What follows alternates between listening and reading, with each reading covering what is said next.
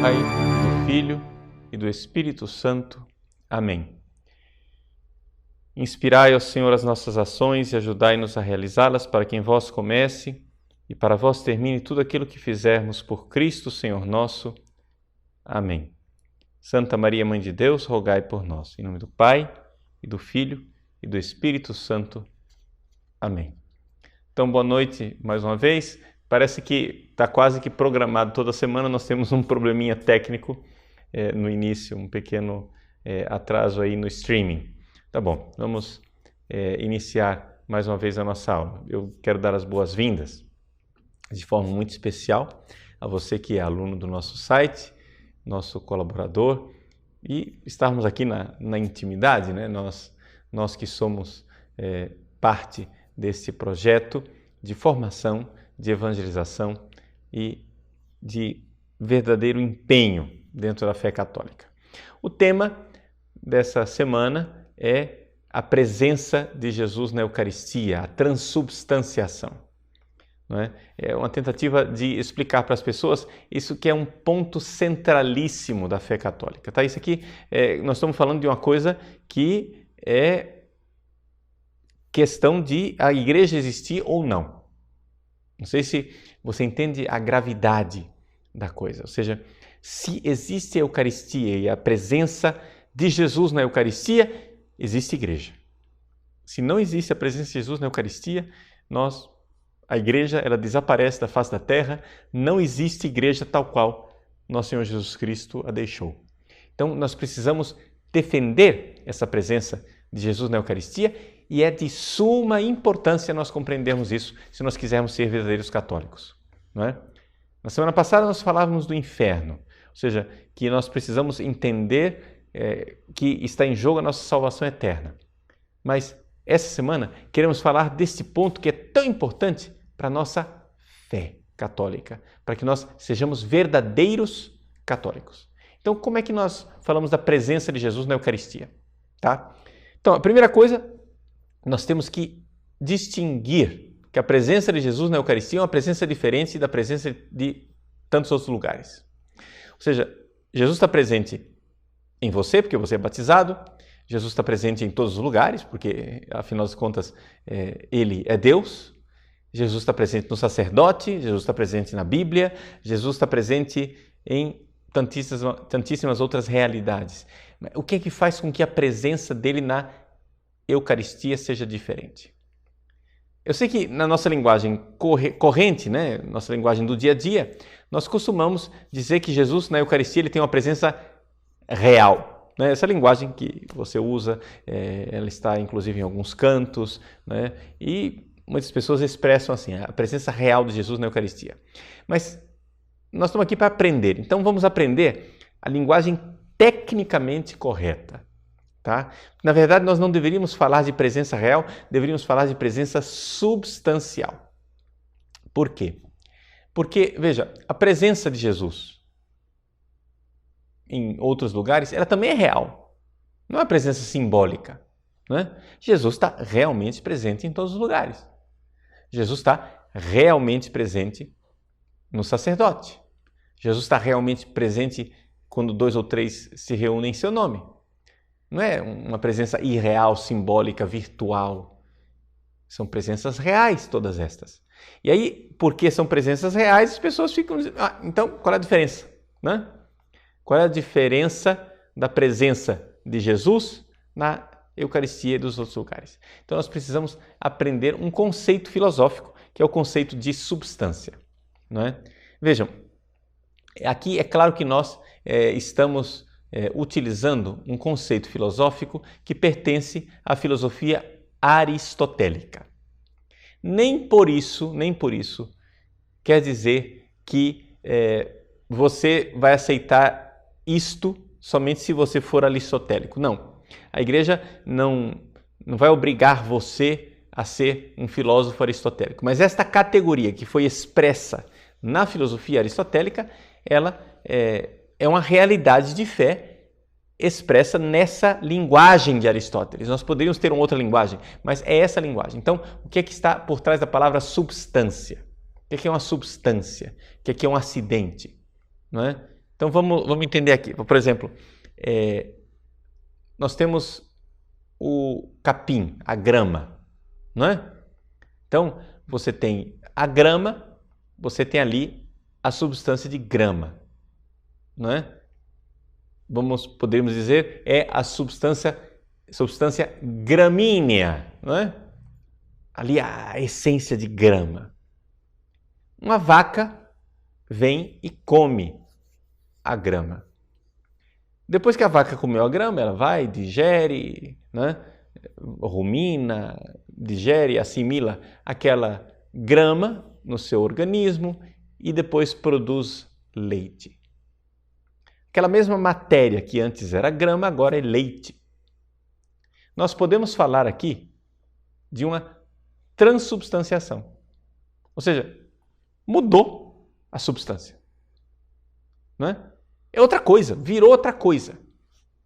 Então, a substância de grama é aquilo que faz com que a grama seja grama e não uma árvore, uma flor, um fruto, um avião ou um computador. Você vê a grama, você vê o capim e você diz capim. Se eu apontar para um computador e disser, olha, grama, você vai dizer, não é grama. Não é? Tem outra substância, é outra coisa. Então, isso daqui é uma coisa que não está atada à filosofia aristotélica simplesmente. Está atada a qualquer pessoa que pare para pensar, nós temos substâncias que fazem com que uma coisa seja uma coisa. Então, você vai e pega a madeira, depois você processa a madeira e transforma em papel. Ninguém chama papel de madeira e madeira de papel. Mudou a substância. Né? Então, é aqui que está a coisa. Existe mudança de substância. Transubstanciação é uma mudança de substância. Virou outra coisa. Tá? Agora, atenção. O que é a substância em si? A substância, ela pode permanecer a mesma, embora a aparência mude completamente. A aparência, tudo aquilo que você vê numa coisa não é a substância, é o acidente. Por exemplo, água. Qual é a substância de água? É H2O, né? Muito bem, lá é a substância, é a água. Essa substância, água, ela pode mudar a aparência. Ela, numa certa temperatura, fica sólida, vira gelo. A aparência de gelo é uma coisa. Noutra temperatura, ela é um vapor. Quer dizer, olha a diferença da aparência. Você não diria que é a mesma coisa, não é? Você olha para a água, puxa vida, é uma coisa no estado líquido, no estado sólido, no estado gasoso. E a aparência muda completamente. A mesma coisa, por exemplo, a sua pessoa, a minha pessoa. Né? Hoje eu recebi a visita de um padre e o padre, por acaso, viu em cima da mesa um documento meu, antigo, uma foto que eu tirei quando tinha 20 anos de idade. Né? Agora eu tenho 44. Ou seja, essa foto foi tirada 24 anos atrás. Eu tinha cabelo, eu era jovem, era seminarista, estava concluindo o curso de filosofia e, claro, mudei muito. Quem olha não reconhece. Né? Não reconhece. E se eu mostrasse para você uma foto quando eu tinha 2 anos de idade, você acharia mais difícil de reconhecer ainda. Por quê? Porque a aparência mudou, mas a substância é a mesma, sou sempre eu. Se você perguntar, né, existe uma continuidade, é substancialmente a mesma pessoa. Né? Se eu, vamos supor, de repente começasse a crescer cabelo outra vez e eu começasse a ficar cabeludo, a aparência ficaria muito diferente, mas substancialmente eu sou o mesmo. Não é? Se você me vê de batina, sou eu. Se você me vê de pijama, ainda sou eu. A aparência pode mudar. Então, vejam, tudo que você vê de uma coisa, tudo é acidente e não a substância. A substância, ela é algo que está lá mas não é sensível diretamente. Você vê uma caneta vermelha e você vê uma caneta azul, a substância é a mesma, mudou a cor. Você vê uma caneta pequena, uma caneta grande, mudou o tamanho, mas a substância é a mesma, continua a caneta. Né? E assim por diante. Você pode mudar completamente. A caneta pode ser de plástico, ela pode ser de metal, ela pode ser de sei lá, chifre de touro. Né? Não interessa. Essa caneta ela continua com a substância de caneta. Então, vejam, a aparência das coisas muda. Eu estou colocando alguns conceitos filosóficos para você, porque é muito importante, tá? Você entender de uma vez por todas o que é substância e o que é acidente. Então, substância é aquilo que faz com que a coisa seja aquilo. Quando você muda, existe uma transubstanciação. Mas você pode mudar a aparência sem mudar a substância.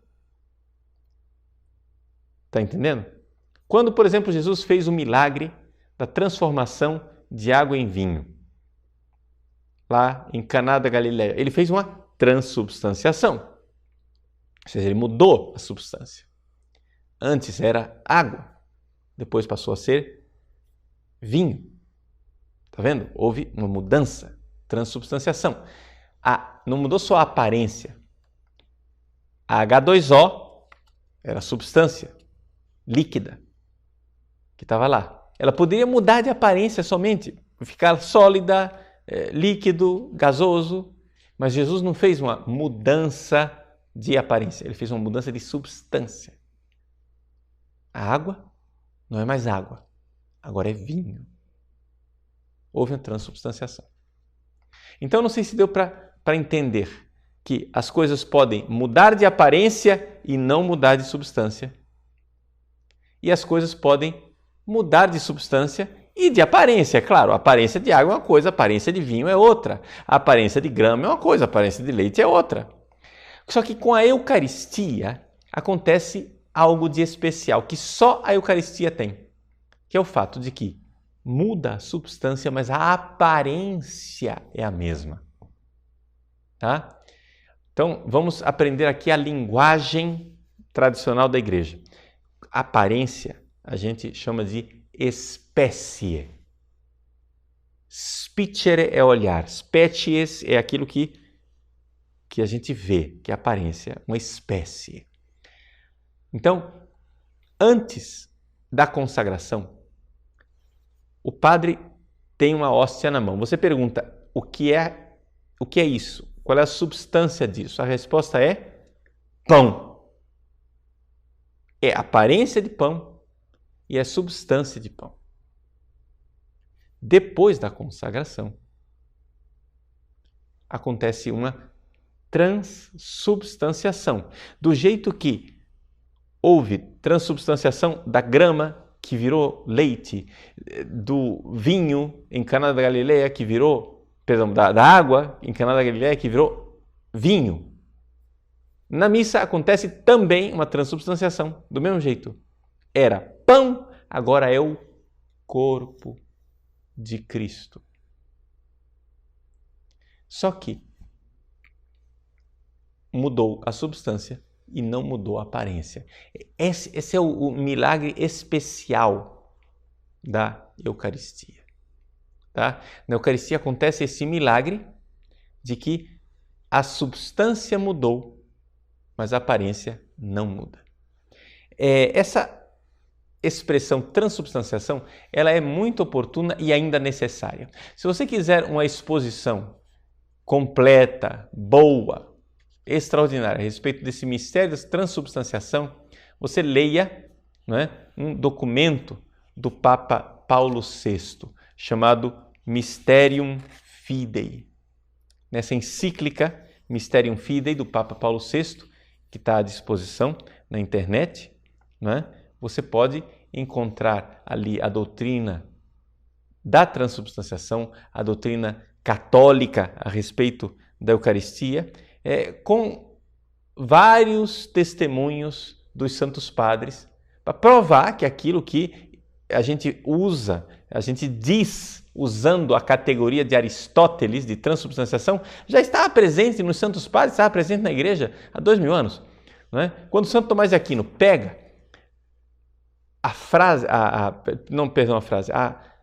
a expressão substância da filosofia aristotélica, ele está simplesmente pegando uma expressão que, digamos, expressa de uma forma melhor, transmite de uma forma melhor aquilo que é a fé que estava lá ao longo dos 2000 anos de igreja. Então, esse documento Mysterium Fidei do Papa Paulo VI é extraordinário, é importantíssimo para que nós tenhamos noção do que é o mistério da transubstanciação. Então, não sei se ficou claro esse primeiro ponto, não é? Então, nós temos aqui uma noção de substância acidente, não é? Ou seja, a identidade da coisa e a aparência da coisa. A aparência pode mudar e a substância continua a mesma. Ou então, muda a substância e muda a aparência também. Isso é o que acontece normalmente. Mas na Eucaristia acontece algo de extraordinário. Muda a substância, mas a aparência é a mesma. A espécie é a mesma. A palavra aparência, a gente pode usar a palavra espécie. Por isso que a gente diz comunhão sobre as duas espécies. Ou seja, é a comunhão sobre as duas aparências. A aparência de pão e a aparência de vinho. Não é? Então, é só aparência, porque não é mais pão, não é mais vinho, é o corpo do Senhor, é o sangue de nosso Senhor Jesus Cristo. E como é que a gente sabe que é Jesus quem está lá? Nós sabemos que é Jesus quem está lá por causa da própria palavra de nosso Senhor Jesus Cristo. Existe um hino composto por Santo Tomás de Aquino que expressa isso de uma forma extraordinária. É o chamado Adoro te devote. Eu vou ler para vocês, né, as 3 primeiras estrofes e vou ler e vou traduzindo aqui para ser mais, digamos, direto do latim. Adoro te devote latens deitas. Latens deitas quer dizer divindade escondida.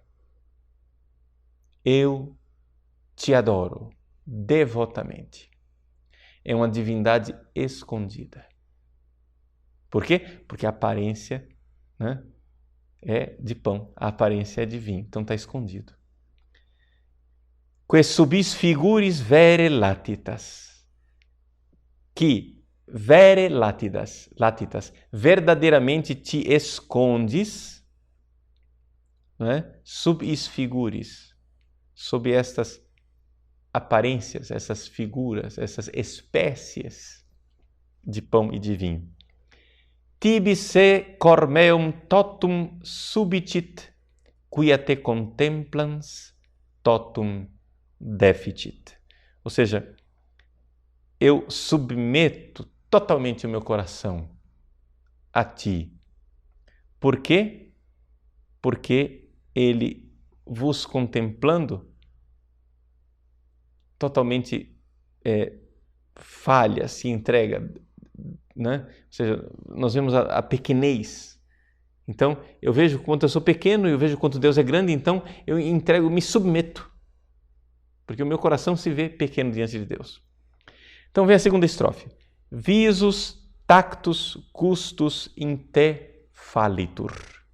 Ou seja, em ti, ou seja, na Eucaristia, em Jesus, presente na Eucaristia, a visão, visus, tactus, o tato, gustus, o gosto, fallitur, não é? Ou seja, falham, vão à falência, né? Sed audito solo tutto creditur. Mas só pelo ouvido nós cremos com segurança. Né? Se crê com segurança. Creditur. Credo quid dixit Dei Filius. Eu creio naquilo que disse o Filho de Deus. Niloc verbo veritatis verius. Nada é mais verdadeiro, verius, hoc verbo veritatis, do que esta palavra de verdade. Essa estrofe aqui é importantíssima. Eu creio o que disse o Filho de Deus. Aí que está. É a palavra, né? Eu não vejo Jesus, eu não sinto Jesus. Você recebe a comunhão, não é? Quantas vezes a gente já comungou na vida? Quem é que pode dizer, eu senti uma coisa diferente quando recebi a comunhão? Pode ser que Deus conceda isso para você, mas geralmente não acontece. Geralmente você recebe a comunhão, acabou. Você não sente nada.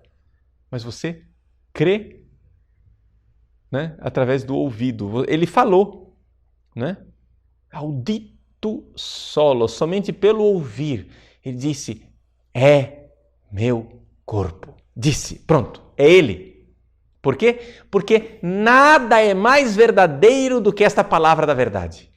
Aqui nós estamos falando de uma palavra da verdade. Ele é a palavra, Jesus é a palavra. Então não existe nada mais verdadeiro. Ou seja, é mais fácil o teu olhar te enganar. É mais fácil o teu tato, o teu gosto, o teu paladar te enganar. É mais fácil os microscópios se enganarem do que aquela palavra se enganar. Aquela palavra não se engana, é Ele, porque Ele diz, é meu corpo, é meu corpo. Isso é importantíssimo, é meu corpo. Você crê, Ele disse, eu creio, creio, creio, creio. Tutto creditur, se crê com segurança, você pode crer sem nenhum medo. É infalível. Você crê porque você crê com segurança. Muito bem. Vem a terceira estrofe, e eu paro por aqui, a leitura da Dorothy Devote. Ele diz assim, in cruce latebat sola deitas. Na cruz, somente a divindade se escondia. Ali, os soldados romanos olhavam para aquele homem pendurado na cruz e não viam Deus. A divindade estava escondida debaixo daquela miséria, debaixo daquela humanidade miserável, crucificada. Estava escondido Deus estava escondido ali. In cruce latebat sola deita, somente a divindade se escondia na cruz. Atoclatet simulet humanitas. Mas aqui, na Eucaristia, ao mesmo tempo se esconde a humanidade. Debaixo da miséria do pão não se esconde somente a divindade. Na cruz é a divindade que se escondia. Agora, aqui o que se esconde é a humanidade também. Então você não vê nem uma coisa nem outra. Nem a humanidade nem a divindade você vê na Eucaristia. Ambotamen credens, atque confitens, peto quod petivit latro penitens. Eu, no entanto, ambo credens, crendo nas duas coisas, crendo na humanidade, crendo na divindade, atque confitens, e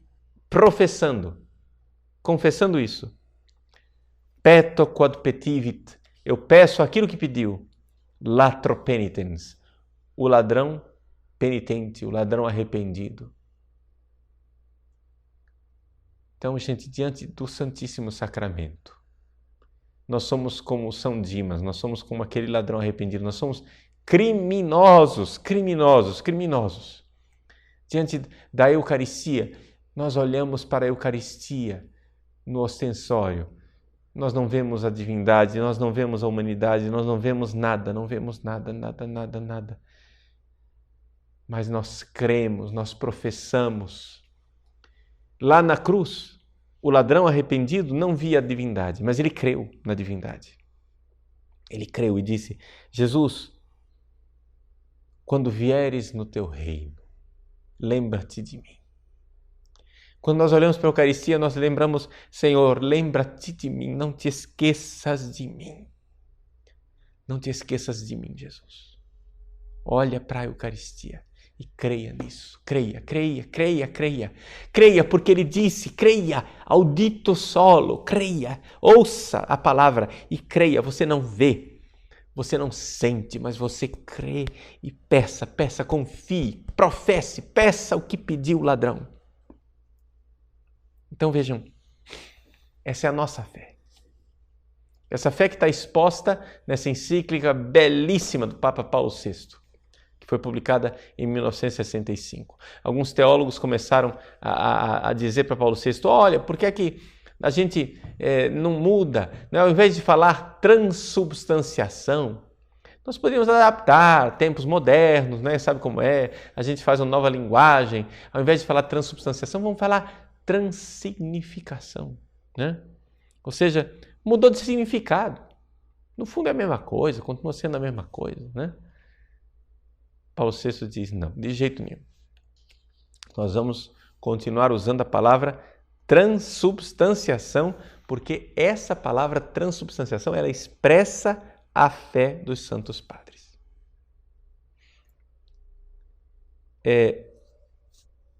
Essa é a nossa fé. Uma última coisa que eu queria explicar antes de dar um intervalo para vocês e dar a oportunidade de vocês fazerem perguntas, né?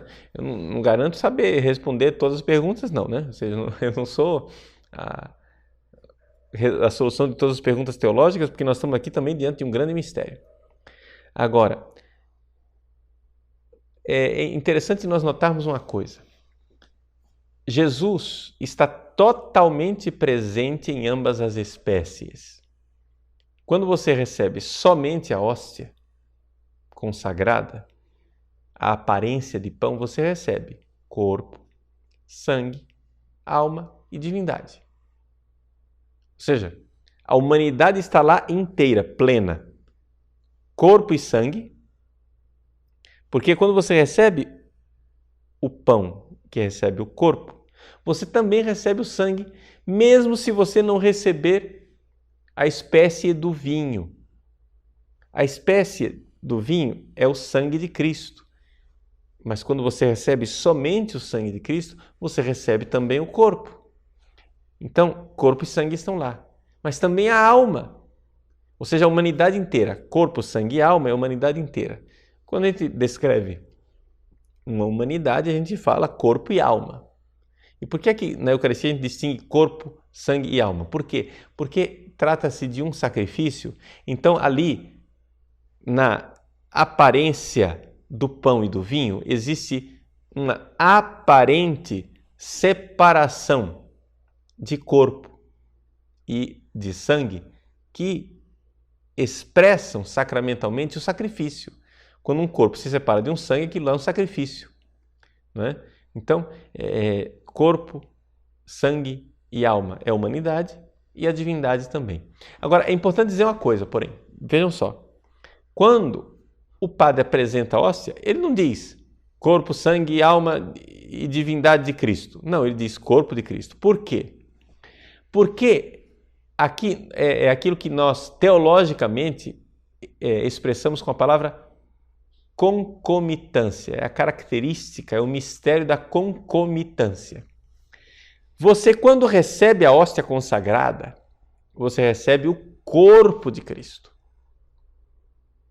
Agora, concomitantemente, você recebe também o sangue, a alma e a divindade. Agora, quando você recebe o vinho consagrado, você está recebendo o preciosíssimo sangue de nosso Senhor Jesus Cristo. É o sangue, só que concomitantemente você recebe também o corpo, a alma e a divindade. Deu para entender? Ou seja, na verdade é o corpo e é o sangue. Quando você dá a comunhão sobre a espécie do pão, você diz o corpo de Cristo. Quando você dá a comunhão sobre a espécie de vinho, você diz o sangue de Cristo, porque de fato é o sangue de Cristo. Só que existe o mistério da concomitância. Então, ao dar o sangue de Cristo para você, quando o sacerdote dá a comunhão no sangue de Cristo, você recebe concomitantemente corpo, alma e divindade. Assim, quando você recebe somente o corpo, recebe concomitantemente sangue, alma e divindade. Não sei se deu para entender, é um mistério, evidentemente. Então, de fato, na Eucaristia, as hóstias são o corpo de Cristo, as hóstias consagradas. O vinho consagrado é o preciosíssimo sangue de Nosso Senhor, é o corpo separado do sangue.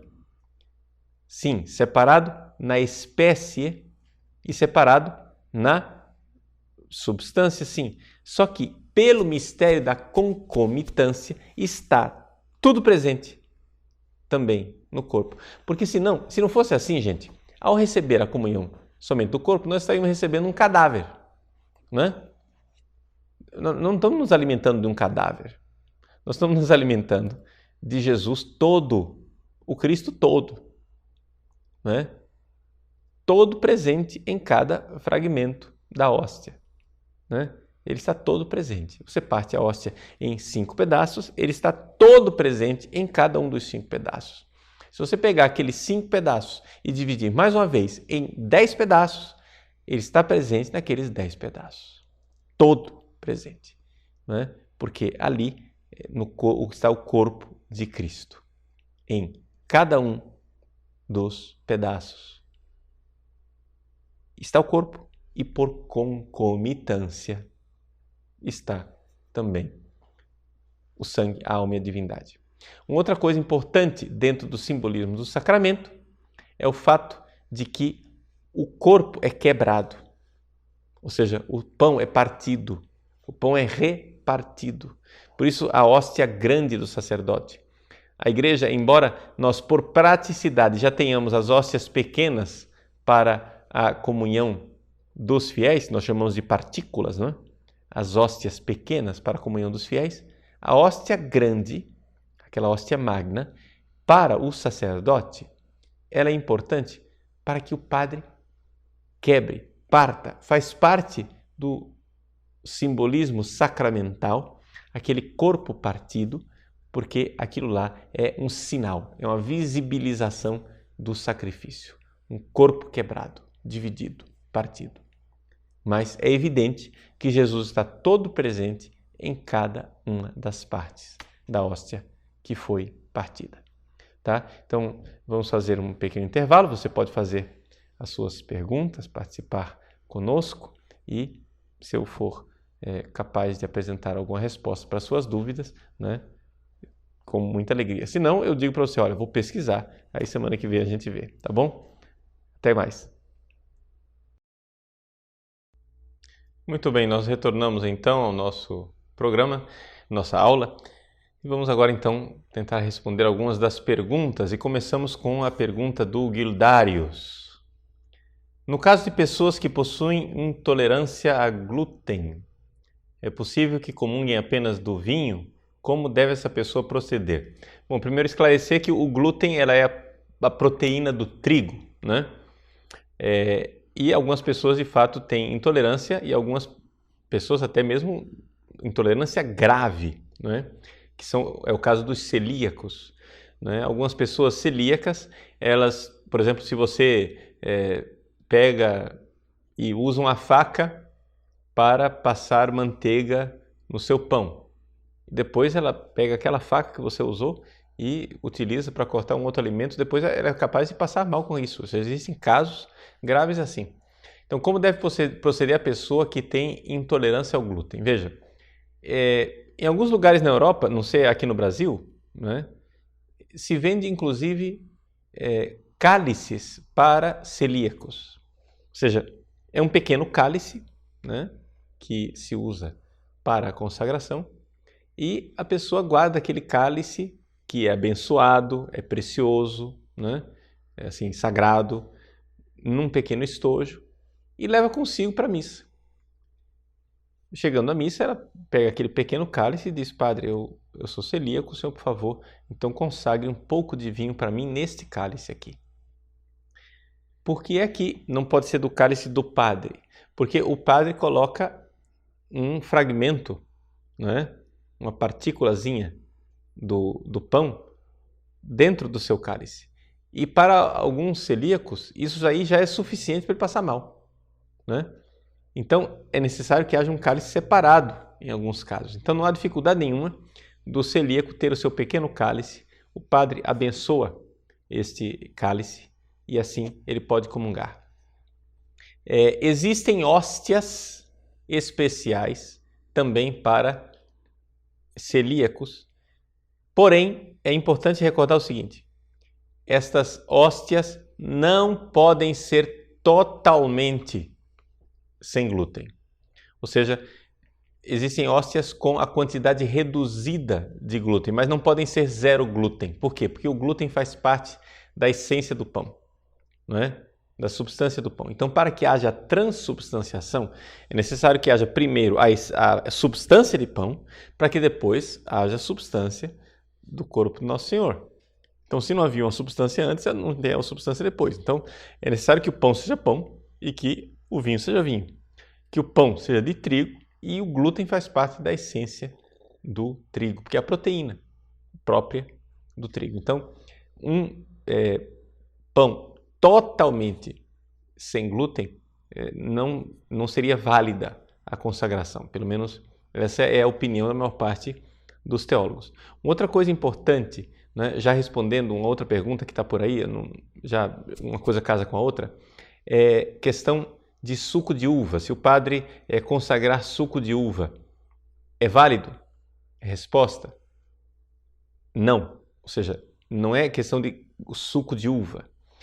Existem alguns padres que são alcoólatras que têm uma permissão especial para consagrar um vinho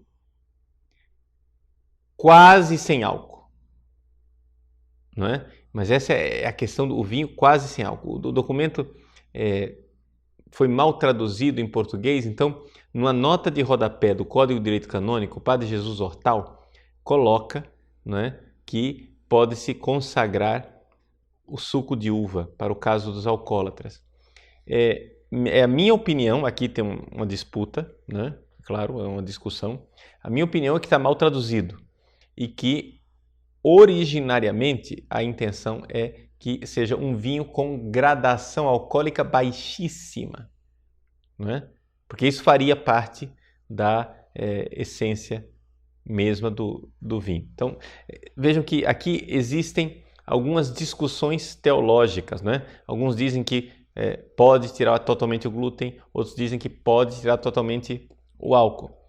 Veja, nesse ponto eu sou tussiorista, ou seja, tussiorismo é uma expressão teológica para dizer eu vou pelo seguro. Se é para correr o risco, né? Então é melhor ir no seguro, ficar no seguro. Tendo um pouquinho de glúten e tendo um pouquinho de álcool, eu sei que é válido. Arriscar, não sei se, eu acho que é melhor nós ficarmos no tussiorismo. E conforme a minha interpretação, os documentos da Santa Sé são dessa opinião, tá? Mas podemos também discutir, né, teologicamente com algumas pessoas que discordem disso. Muito bem. O Robin pergunta, qual é a hora da transubstanciação? Quando o sacerdote impõe as mãos ou ou depois quando ele pronuncia as palavras da consagração? Então, veja só, o momento da transubstanciação é quando ele pronuncia as palavras da consagração. Esta é a opinião da teologia latina e não somente da teologia, também do magistério, né? Aqui no Ocidente, portanto, o magistério dos papas. É claro que existe uma discussão com a Igreja do Oriente, ou seja, uma discussão com os ortodoxos, porque eles acham que a transubstanciação acontece com a epiclese. O problema é que é uma discussão difícil de se resolver, pelo seguinte, porque para nós a epiclese ela acontece antes da consagração.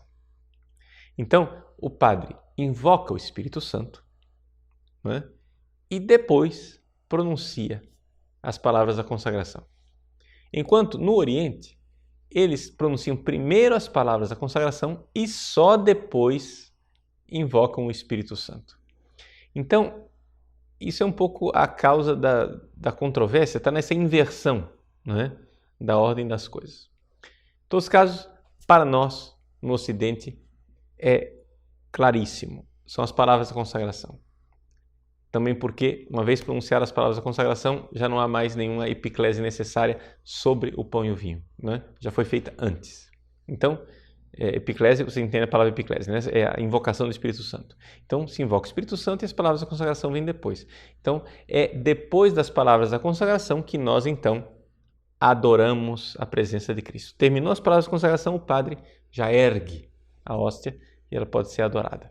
Antes disso, não. Bilbot. A comunhão recebida nas igrejas ortodoxas é válida e lícita? Veja, válida ela é sempre. Lícita depende dos casos. Ou seja, ela é lícita quando o católico está física ou moralmente impedido de comungar numa igreja católica. Então, se você tem uma igreja católica na cidade e você pode tranquilamente ir para essa igreja católica, você não tem nenhuma autorização de comungar numa missa ortodoxa. Agora, atenção, não vamos confundir igreja ortodoxa com as igrejas católicas de rito oriental, não é? As igrejas orientais católicas. Então, você pode ir tranquilamente. Por exemplo, eu quando morava em Roma, todos os domingos, ao invés de ir a uma missa de rito latino, eu ia a uma missa de rito russo-bizantino, no Colégio Russicum, porque eu gostava muito da liturgia bizantina e participava lá, como seminarista, não é, da missa no Russicum. Comungava tranquilamente, porque é a nossa igreja, a igreja católica. Não é? Rezam pelo Papa, creem naquilo que nós cremos, estão unidos a nós. Já na igreja ortodoxa, nós não podemos comungar, a não ser que haja uma impossibilidade física ou moral. Que é impossibilidade física? Eu estou a 1000 quilômetros de uma igreja católica. Muito bem, então a igreja autoriza você de comungar lá. Ou então, impossibilidade moral, que é a dificuldade, por exemplo, em perseguições. Você sabe que se você for na igreja católica, você vai ser perseguido e vão colocar você no campo de concentração. Então, já que você está com essa dificuldade, você vai e pode então comungar numa igreja ortodoxa. Cássia, Padre Paulo, podemos comungar mais de uma vez no mesmo dia? Conforme o Código de Direito Canônico, você pode comungar até 2 vezes no mesmo dia, dentro da missa participada. Vamos explicar. O cânon, eu não tenho o código aqui na minha mão para citar o número, né? E os números de cabeça eu não sei. O cânon, ele fala originalmente o seguinte, que você pode comungar mais de uma vez no mesmo dia dentro da missa participada. Isso levou algumas pessoas a interpretarem que se eu participar da missa 10 vezes eu posso comungar. E de fato é isso que a materialidade do cânon diz.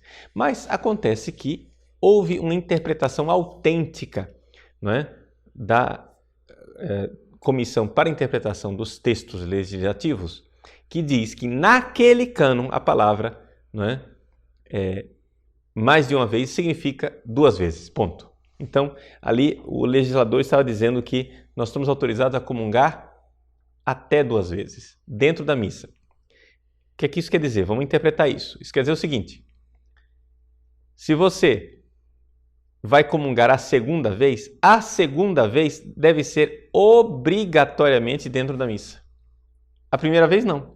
A primeira vez você pode comungar fora da missa, ou seja, você pode comungar numa celebração da palavra com distribuição da comunhão eucarística, ou você pode comungar num rito simplesmente de distribuição da comunhão, não é?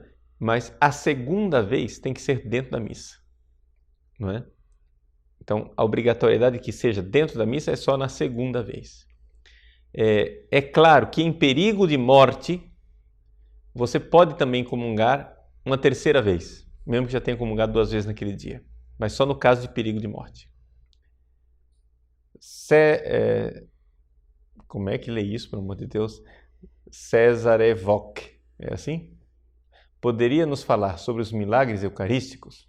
Bom, seguinte, os milagres eucarísticos são milagres que Deus nos dá para confirmar a nossa fé na Eucaristia. Porém, como todo milagre, eles não são de fé católica, no sentido de que você não é obrigado a crer neles. No entanto, eles estão aí para ajudar a fé católica, ou seja, ajudar aquilo que todo católico é obrigado a crer, que é a presença substancial de Jesus na Eucaristia. Com relação aos milagres eucarísticos, os mais famosos é o de Lanciano, que é extraordinário, né? Com comprovações científicas muito importantes e bonitas. Nós temos o milagre eucarístico de Bolsena, em que o padre quebrou a hóstia e sangue abundante jorrou em cima do corporal. Nós temos o milagre eucarístico de Cassia, por exemplo, né? Em que um padre displicente foi levar a comunhão para um doente e colocou a hóstia dentro do breviário, depois a hóstia sangrou dentro do breviário e assim por diante. E existem milagres eucarísticos que acontecem ainda hoje, estão presentes por aí, né, no mundo. hóstias que se transformam em carne e assim por diante. Bom, esses milagres eucarísticos, você não é obrigado a acreditar neles, mas eles estão aí para fortalecer a fé dos fiéis. Eu creio, né? Eu creio nesses milagres e devo dizer sinceramente que é impressionante a delicadeza de Deus, exatamente na época em que as pessoas começaram a duvidar da presença eucarística, começaram a aparecer os milagres eucarísticos. Ou seja, durante o primeiro milênio quase não houve milagres eucarísticos, pelo menos nenhum que eu tenha notícia. Foi no segundo milênio, quando começaram as heresias eucarísticas, que Nosso Senhor começa então a fortalecer a fé dos fiéis através do milagre eucarístico. Agora, uma coisa muito importante é a questão da presença de Cristo nas hóstias que se transformam. Ou seja, em Lanciano, por exemplo, a hóstia se transformou em carne. Foi comprovado, é músculo do miocárdio, etc, etc. Muito bem. Porém, eu sou da opinião que Jesus não está mais presente naquele pedaço de carne. Ou seja, ele esteve quando era a hóstia. O padre consagrou e estava lá a aparência de pão, havia então a presença substancial de Nosso Senhor. Mas quando desaparece a aparência de pão, já não é mais Jesus presente. Você vai dizer assim, mas é o músculo do miocárdio, né, de Jesus e combina com o sangue que está no sudário, etc. Gente, um pedaço do músculo do miocárdio de Jesus não é Jesus. É uma relíquia, né, importantíssima do corpo de Cristo, né? Mas não é a mesma coisa que nós dizemos quando dizemos na Eucaristia que é Jesus, corpo, sangue, alma e divindade, né? Portanto, é minha opinião que aquilo que eu tenho nas minhas mãos todos os dias ao celebrar a missa é muito mais do que aquilo que está no relicário, né, em Lanciano. O que está lá em Lanciano é um milagre extraordinário, maravilhoso, portentoso, inexplicável cientificamente, mas já não é mais Jesus. Você vai dizer, não, mas foi comprovado que o sangue está vivo. Gente, sangue vivo não é a pessoa, não é? Se eu doar sangue, o banco do sangue vai ter o meu sangue vivo lá, mas não sou eu, estou aqui, o sangue está lá. Então, vejam que é diferente. Não existe nos milagres eucarísticos uma certeza do mistério da concomitância, né? Ou seja, que ao mesmo tempo estão lá corpo, sangue, alma e divindade. Por quê que nós não temos essa certeza? Porque Nosso Senhor não disse isso. Se Ele não disse, então não temos que crer isso, né? Então é a minha opinião que ali são milagres extraordinários e bonitos, porém não é aquilo que Nosso Senhor deixou. Muito bem, Luiz Felipe pergunta, Reverendíssimo Padre Paulo Ricardo, poderia falar um pouco sobre a comunhão espiritual e a forma e o momento adequados para realizar tal prática? Grato. Muito bem, Luiz. Seguinte, a comunhão espiritual é uma tradição da pessoa que está impossibilitada de comungar, por alguma razão, não é? Na sua oração, imaginar que ela está recebendo a comunhão naquele momento.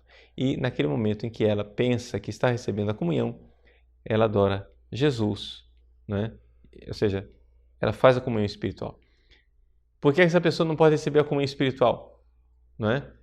Ou porque já recebeu a comunhão naquele dia, ou porque naquele momento não está à disposição a comunhão, ou porque essa pessoa está em estado de pecado e não pode comungar, mas gostaria de comungar. As razões podem ser múltiplas. É uma prática devocional que pode ser realizada a qualquer momento. A qualquer momento. Você pode, a qualquer momento, fazer uma oração e se colocar espiritualmente nessa atitude de desejar a comunhão e de pensar que está comungando. É isso que significa a comunhão espiritual, que, aliás, eu aconselho muito para as pessoas que estão impossibilitadas de receber a comunhão.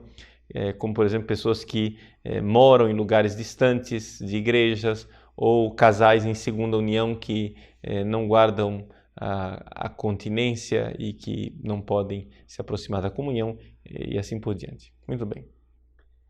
Beatriz Moura, Padre Paulo, qual é a melhor forma de rezarmos antes, durante e depois da comunhão?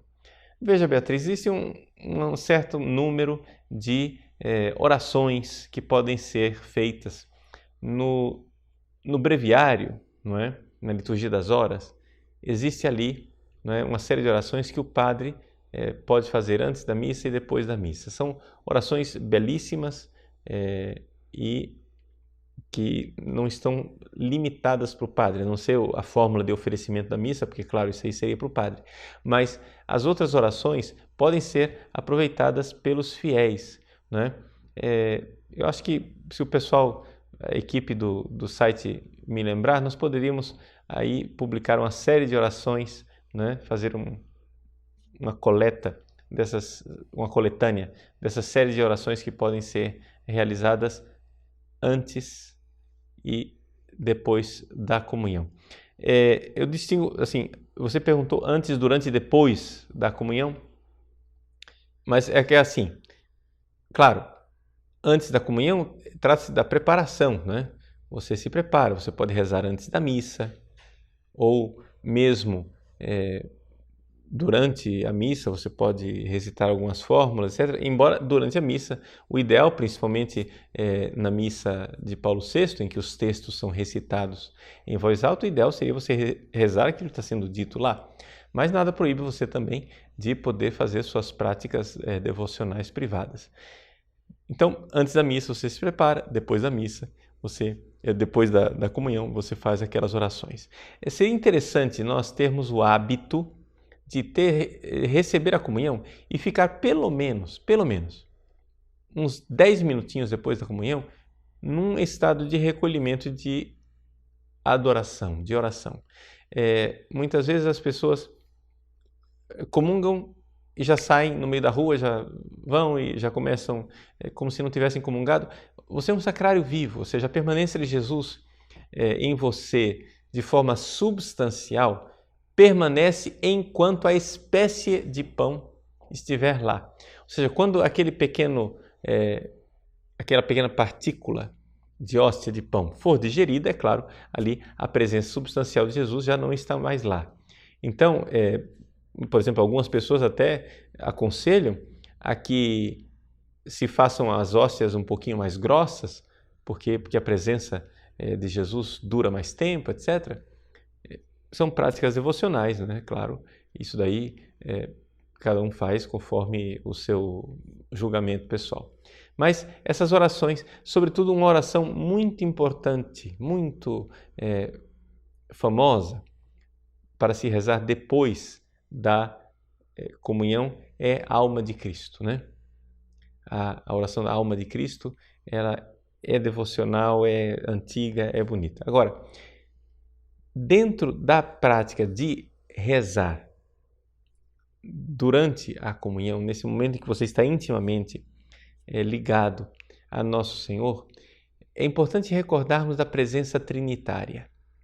Ou seja, o Espírito Santo é derramado no seu coração quando você recebe o corpo e o sangue de Cristo. O Padre diz isso durante a oração eucarística.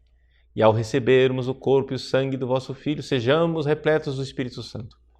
Então, quando você recebe o Cristo em você, é o corpo dele unido ao seu corpo, o sangue dele unido ao seu sangue, a alma dele unida à sua alma e toda a divindade de Cristo ali presente, o Espírito Santo é derramado em você para que você possa, com o Cristo e nele, dizer Pai, Abba, Pai. Né? Então, é muito bonito essa realidade da oração trinitária durante a comunhão.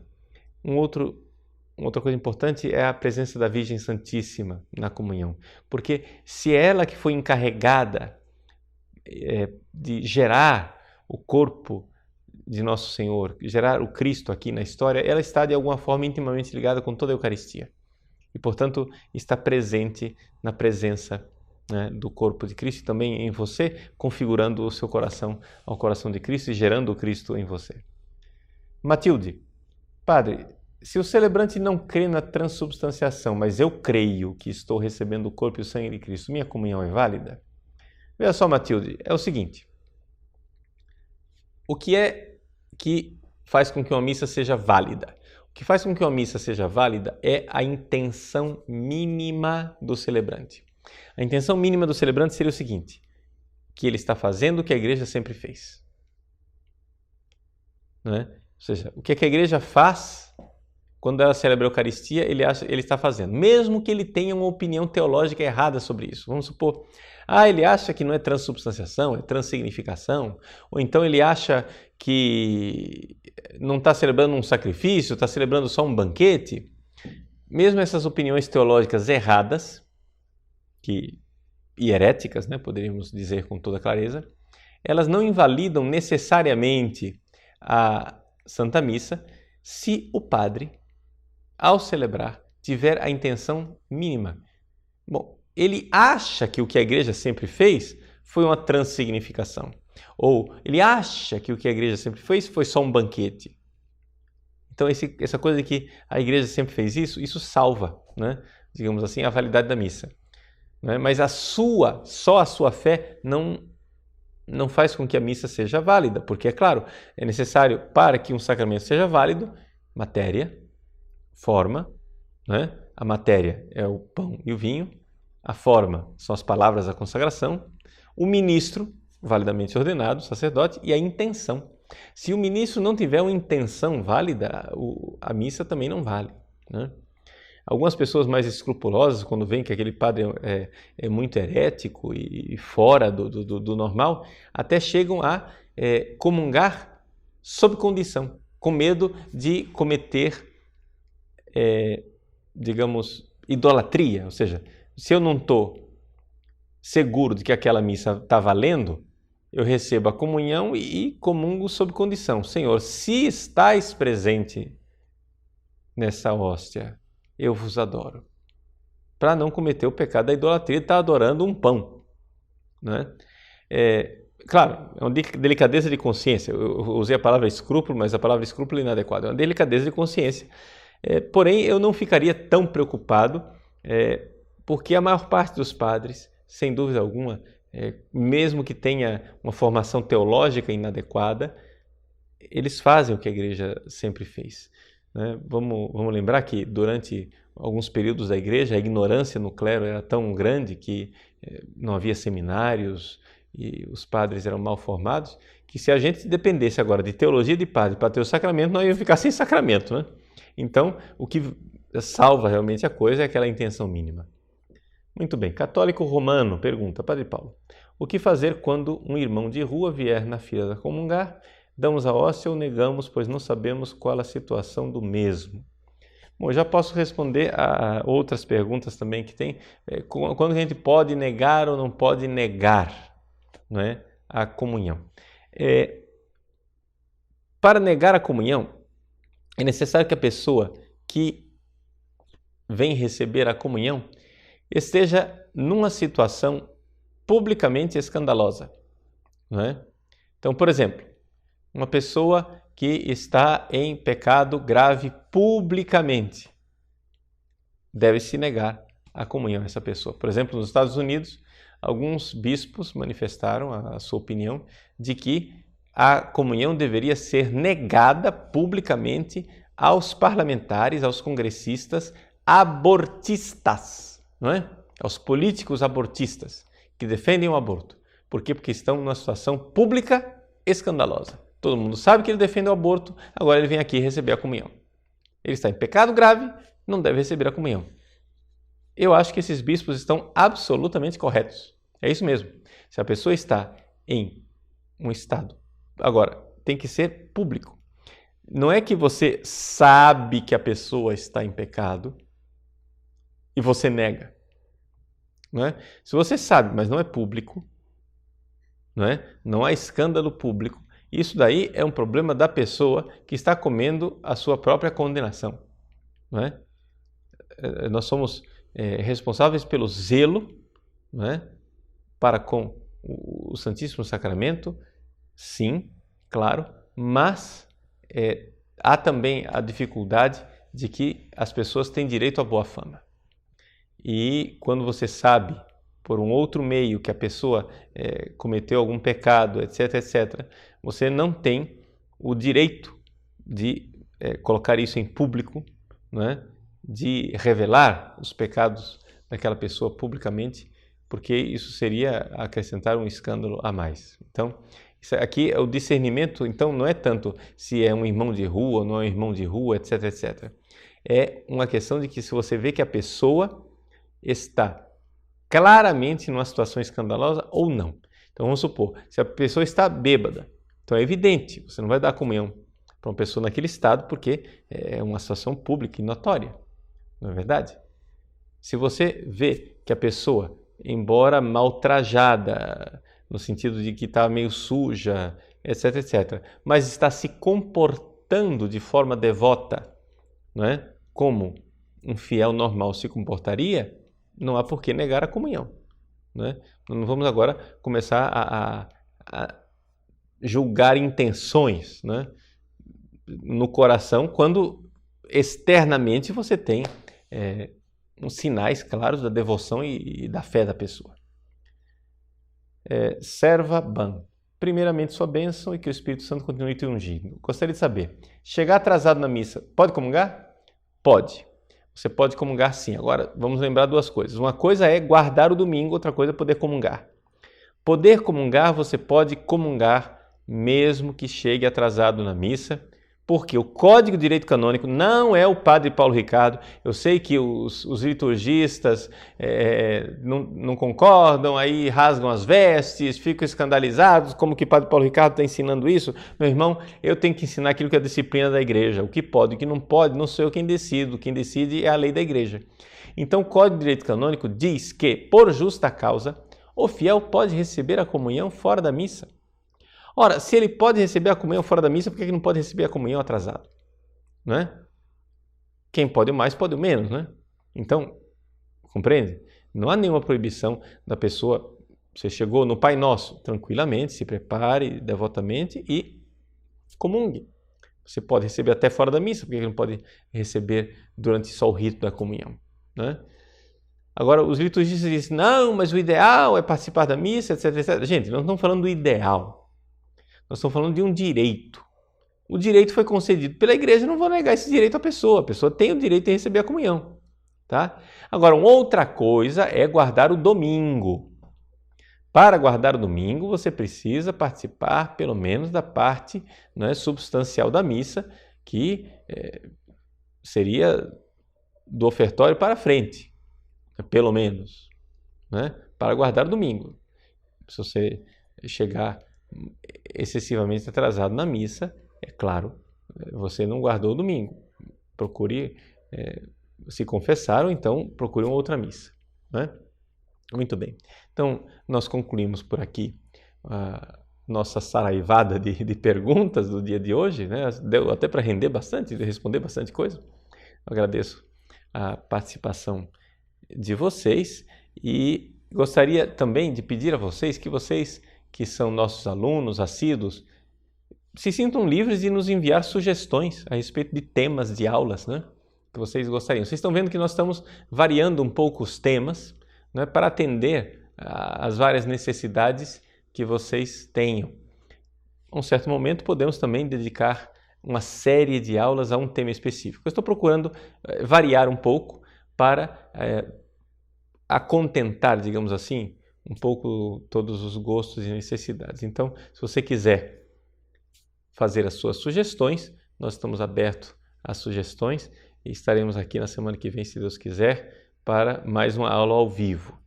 Gostaria de mais uma vez pedir a você que é assinante do nosso site, que continue na sua fidelidade, faça propaganda do site, né?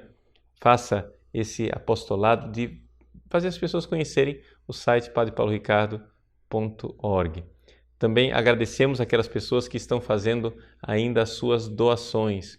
É interessante, é importante, é bom, é oportuno nós termos essas doações porque elas garantem, né, a presença das numerosas bolsas que nós damos para seminaristas e para liderança que não tem oportunidade e possibilidade de pagar para assistir às aulas. Porque realmente tem gente que R$30 eles não têm, no entanto, estão numa posição importante, seminaristas, por exemplo, né? Nós damos bastante bolsas aos seminaristas. Então, a sua doação é importante. Nós estamos, se Deus quiser, rezem, né? Adquirindo aí um material importante, ainda não chegou, encomendamos, né? Esperemos que a transportadora traga o material de forma segura, tranquila até nós, e para podermos melhorar um pouco na nosso serviço a vocês, né? Então, também as suas doações são importantes para manter isso daí. Que Deus abençoe cada um de vocês e nos encontramos na semana que vem, se Deus quiser. Vamos pedir a bênção do nosso Senhor. Ave Maria, cheia de graça, o Senhor é convosco. Bendita sois vós entre as mulheres, bendito é o fruto do vosso ventre, Jesus. Santa Maria, Mãe de Deus, rogai por nós, pecadores, agora e na hora de nossa morte. Amém. E a bênção de Deus Todo-Poderoso, Pai e Filho e Espírito Santo, desça sobre vós e permaneça para sempre. Amém.